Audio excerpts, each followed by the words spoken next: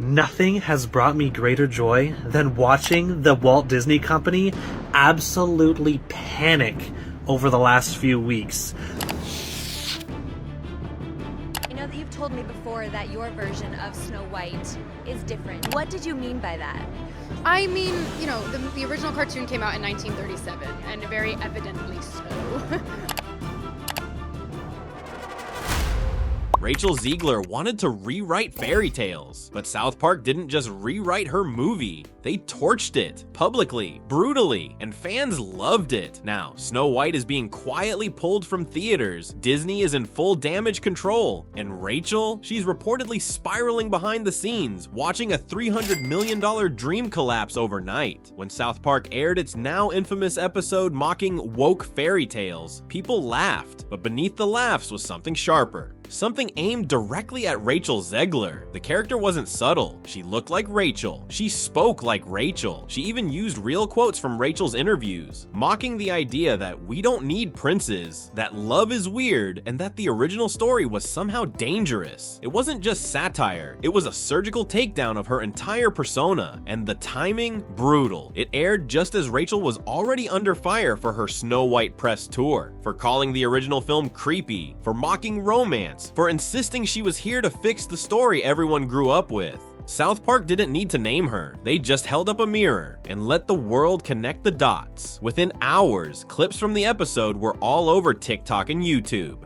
Is this Rachel Zegler? Started trending. Fan edits surfaced comparing Rachel's real interviews side by side with the parody. And the worst part? Even her fans started laughing. People who once defended her began saying things like, okay, they kinda nailed it. This episode hurt because it's true. The episode didn't just mock a film, it stripped Rachel of her shield. It turned her from a misunderstood artist into a meme. And while fans erupted online, Rachel was unraveling behind the scenes. And what came next?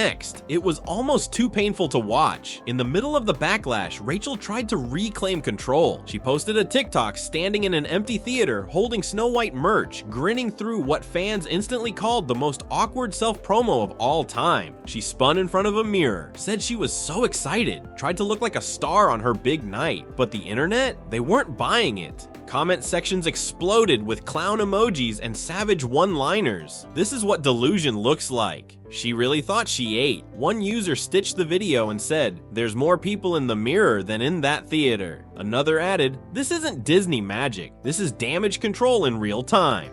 What was meant to be a moment of strength became the punchline of the week. It didn't feel powerful, it felt performative. It wasn't empowerment, it was embarrassment, and fans were eating her alive. But the worst part wasn't social media. It was what happened at the box office. Opening weekend for Snow White was already bleak, but the second weekend? A catastrophe. Major theater chains across the US began quietly removing the film from showtimes. Some theaters even offered early refunds due to low turnout. Merch sales tanked, theme park tie-ins paused, and insiders leaked that Disney execs were officially blaming the failure on Rachel's press tour and polarizing public image. They didn't just lose money, they lost the public's trust. In total, Disney reportedly invested over $300 million in the film, including production, marketing, merchandise, and partnerships. But the returns, not even close. Industry analysts said it was one of the most expensive miscalculations in Disney's history. What was supposed to be a modern revival became a warning sign. Retailers pulled Snow White dolls from end caps. Collaborations were paused indefinitely. Even some Disney stores stopped featuring the character in storefront displays. And still, Rachel's face was everywhere. A reminder of a failed experiment in corporate rebranding. This wasn't just a box office bomb, it was a cultural rejection, but the financial fallout was nothing compared to what was happening privately. Sources close to the production say Rachel isn't handling the backlash well. She's reportedly shut down, skipping team calls, and battling intense anxiety. Her inner circle has tightened, but even they can't stop the leaks. One insider claimed Rachel cried during a recent internal meeting, not over the film, but because she felt betrayed by the public. She allegedly believed she was doing the right thing, giving young girls a stronger role model, speaking her truth, modernizing the princess narrative. But now, she's being painted as the villain of her own story. She's reportedly stopped checking mentions. Team members have muted her name on social media, and a trusted source claimed that even her team was divided, with some questioning whether the damage could ever be reversed.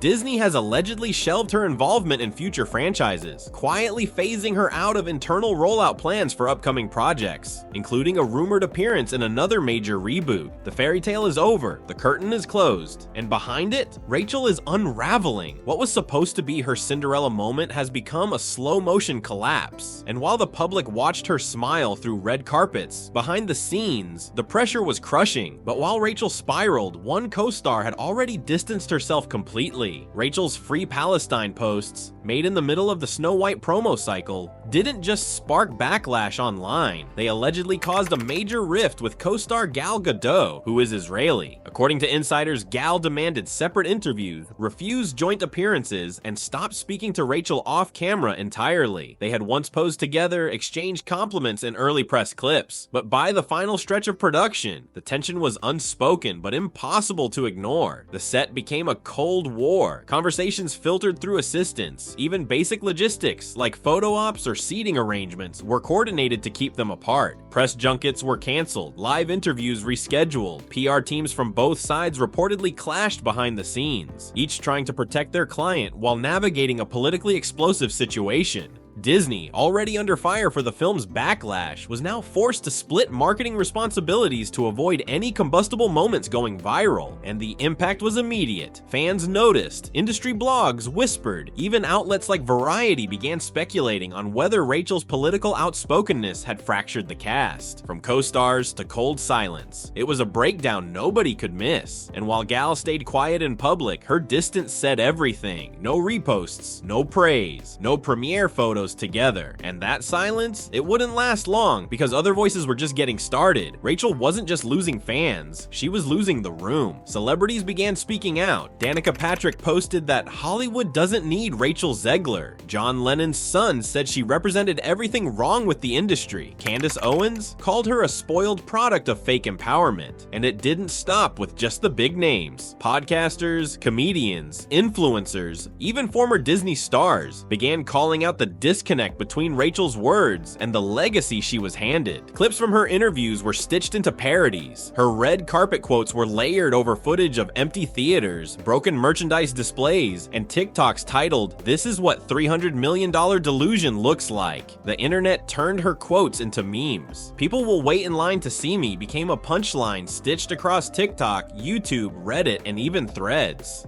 Someone even created a fake trailer titled Rachel Zegler, The Fall of a Princess, which racked up millions of views in under 48 hours. Comment sections weren't just harsh, they were united. It didn't matter if you leaned left or right, were pro-Disney or anti-corporate. Everyone had the same reaction. How did this even get made? And fans started echoing a new phrase, Rachel Zegler, the face of Hollywood's collapse. And Disney, they knew they couldn't ignore it anymore. Behind closed doors, Disney executives were furious. Leaks revealed they were deeply unhappy with casting, but locked in by contract. They had banked on Rachel being the future, a fresh, outspoken face for a new generation. But what they got was a lightning rod for controversy. PR insiders say Rachel was told to stay quiet, but kept posting. Instead of salvaging the project, she doubled down, and the brand took the hit. She mocked the backlash, posted vague clapbacks, refused to read the room. Her name scrubbed from upcoming press releases. Future project mentions deleted. Marketing strategies that once positioned her as the next big thing quietly restructured. Insiders even claimed that conversations about potential franchise spin-offs were off the table entirely. The studio that once called her their future was now trying to erase her. But fans weren't done digging. They were uncovering receipts from years ago. It started with one clip, then another, then a thread with over 7 million views. Fans began resurfacing every moment Rachel mocked the original Snow White, calling it creepy, outdated, not empowering. She joked about hating the classics, dismissed the idea of true love, even hinted that Snow White shouldn't have been white to begin with.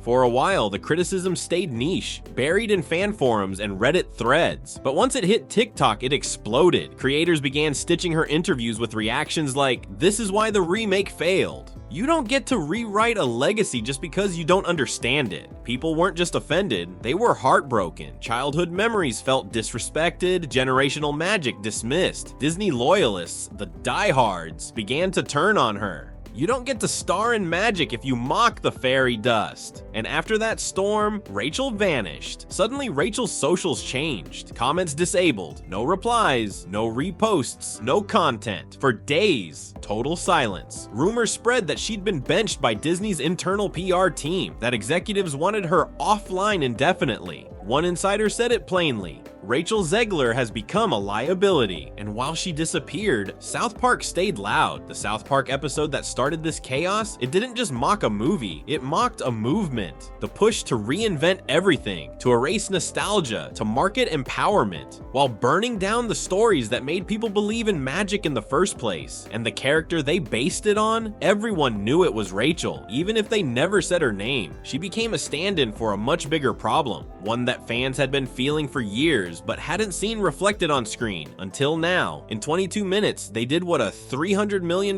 budget couldn't. They made people feel something real, and now studios are rethinking remakes. Executives are backing away from brand-first casting. Public trust in reboots is fading, and those behind the scenes quietly asking where they went wrong. And Rachel Zegler, she may have just become the symbol of everything Hollywood is finally leaving behind. So now the question isn't whether South Park went too far, it's this: did South Park just say what everyone else was too afraid to admit? Let me know in the comments. Was the episode a brutal takedown, or exactly what Hollywood needed to hear? And more importantly, did they get it right about Rachel?